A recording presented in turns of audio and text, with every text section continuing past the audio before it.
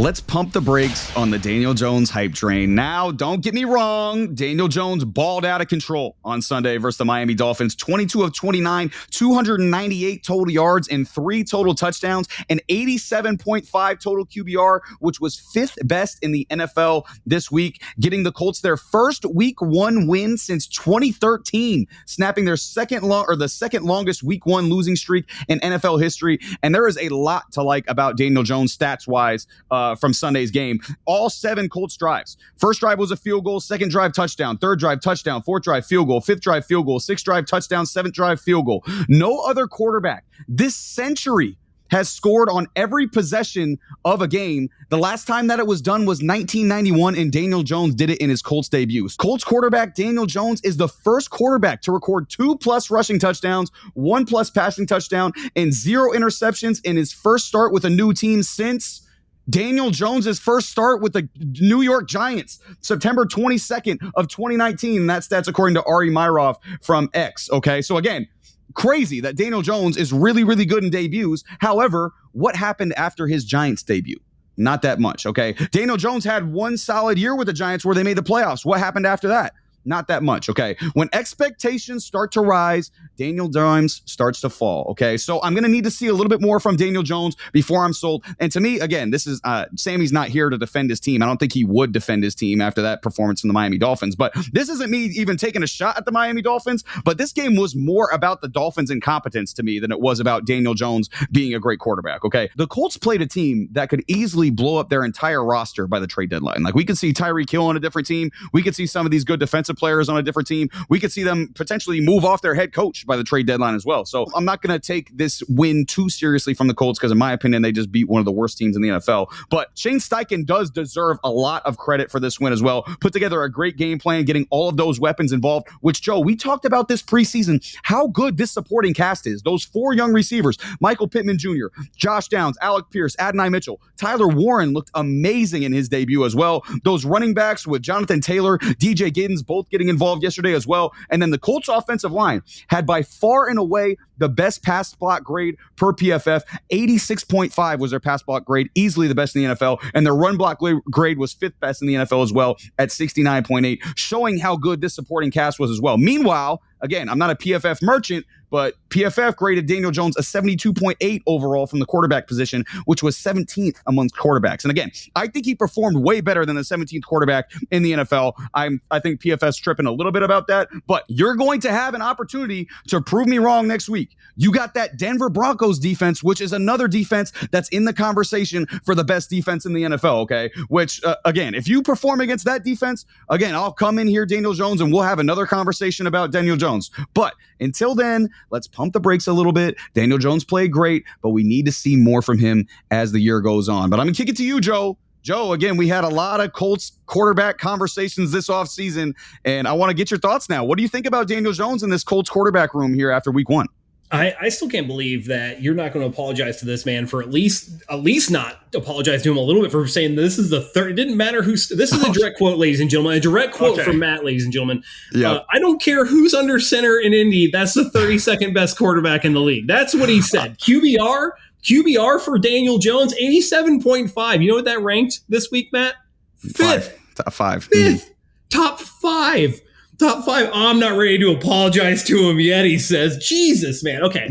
I got that out of the way. Real quick. He's had good games before, okay? I want to see This is a really good game. It was a great game. And again, if he throws 3 picks against the Broncos defense next week, I'm not going to be like, see, Daniel Jones is trash. That's a really good defense too, okay? So I'm not going to freak out over next week. I got to see a little bit more body of work with the Indianapolis Colts before I really push my chips in and say I was 100% wrong. Now, does he look like the worst quarterback in the NFL like I said he was preseason?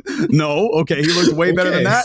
But again, I still need to see a little bit more from you, Danny Dimes. I still do.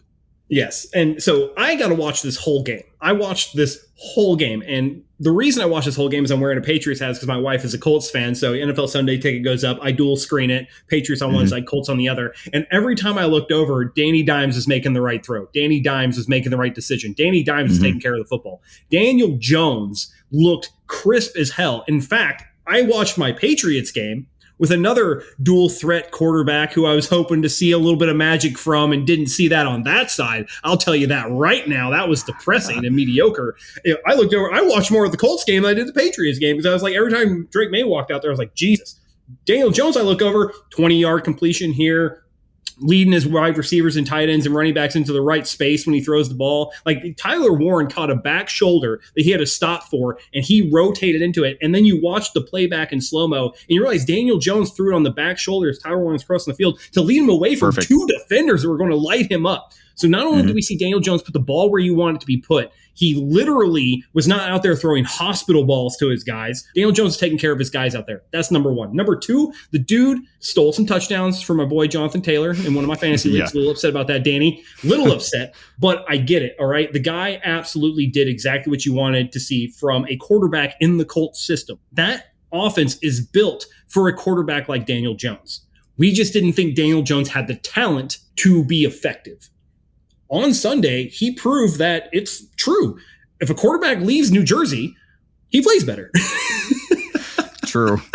Right? I mean, with the exception of Justin Fields, who had a pretty decent game. It wasn't like groundbreaking, but it was decent. It was a decent game. He only threw the ball like 19 times. Daniel Jones, to my point here, I did not expect this. I was with you on this. I thought the Colts were going to finish dead last. To be fair, if this is the Colts team that shows up, they get the good offensive line protection, the run game is cooking like this, Daniel Jones is taking care of the football. Look out, Houston. Look out, Jaguars. The Colts are in on the AFC South.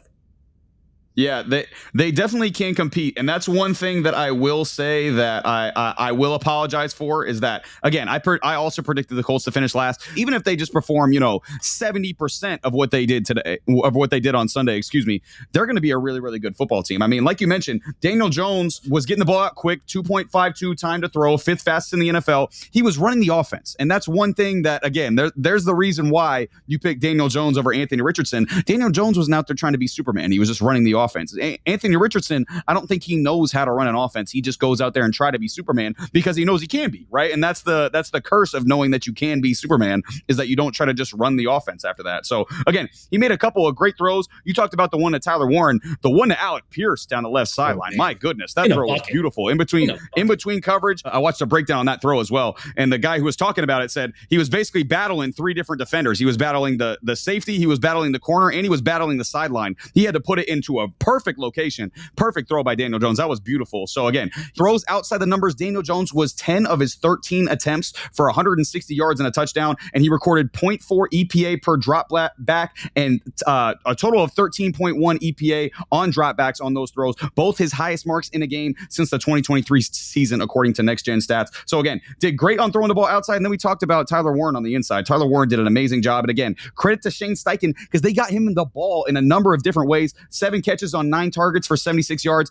and Warren lined up all over the field. 33 snaps at tight end, 9 in the slot, 6 out wide, and then 2 snaps in the backfield as well. So again, Tyler Warren, that first round tight end, might end up being, I think he, before the draft, I thought he was the best tight end in the draft, and he showed that in week 1. And then again, on Jones specifically, the frustrating part about what we do, Joe, is there's going to be comments talking about us like, oh, these clowns really thought Daniel Jones wasn't a good quarterback. And I'm here to tell you, if you say that you thought Daniel Jones was a good quarterback before Sunday, you are a fucking liar. You are the biggest fucking liar in the entire world, because nobody thought Daniel Jones was a good quarterback before Sunday, including maybe even Daniel Jones. I'm sure at some point Daniel Jones' confidence was so shot that he's like, I don't even know if I'm good at quarterback at this point. So again, if you say that Daniel Jones is a good quarterback, you are fucking lying. And I'm still not willing to say that he's a good quarterback because, again, I think he didn't do anything crazy. He just ran the offense, something that, like I mentioned, Anthony Richardson refused to do. And a lot of these plays were well schemed by Shane Steichen, or they were just flat out blown coverages from the Dolphins. However, again, I will say this team can compete. It definitely isn't going to get last in the division and can compete with those two teams if they perform like this. And will I say right now that they're going to win the division? No, I don't. I'm not going to go that far and say they're going to win the division. But again, I think we should relax a little bit on Daniel Jones, and let's see if he can keep this up next week versus the Broncos. This has been Between the Uprights. Football is life. The rest is just details.